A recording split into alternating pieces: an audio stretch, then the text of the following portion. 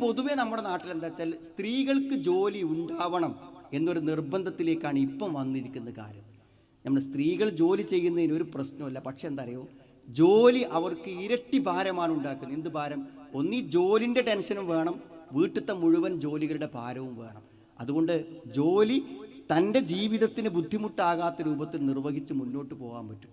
സ്വന്തം ആവശ്യങ്ങൾക്കൊരു പണം കയ്യിലില്ല എന്നതാണ് പലപ്പോഴും ജോലിയില്ലാത്തതിൻ്റെ വേദന സഹോദരിമാർ പറയരുത്.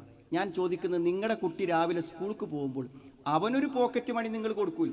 ഒരു പോക്കറ്റ് മണി. എന്നാൽ നിങ്ങളുടെ ഭാര്യയ്ക്ക് നിങ്ങളൊരു പോക്കറ്റ് മണി കൊടുക്കുന്നില്ലെങ്കിൽ എന്താണ് അതിൻ്റെ അർത്ഥം? നിങ്ങൾ കൊടുക്കണം. ഞാൻ പറഞ്ഞ എല്ലാ ആൾക്കാരും അത് കൊടുക്കണം. നിങ്ങളൊരു സംഖ്യ നിങ്ങൾക്ക് ദിവസ കൂലി കിട്ടുമ്പോഴും മാസ ശമ്പളം കിട്ടുമ്പോഴും നിങ്ങൾ അവർക്ക് കൊടുക്കാം.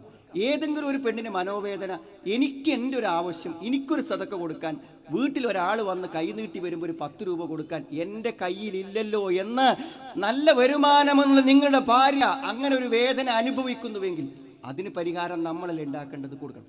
സുഹൃത്തുക്കളെ, ആ കൊടുക്കുന്ന സംഖ്യ നിങ്ങൾക്ക് ഒരിക്കലും നഷ്ടപ്പെട്ടു പോകില്ല. ഏറ്റവും ആദ്യം വായ്പ ചോദിക്കുക ആരോടാണ്? ഭാര്യനോടാ വായ്പ ചോദിക്കുക. നിങ്ങൾക്കൊരു ബുദ്ധിമുട്ടുണ്ടാകുമ്പോൾ ചോദിക്കാതെ തരാൻ അവളുടെ അടുക്കൽ അത് നിക്ഷേപമായി ഉണ്ടാകും.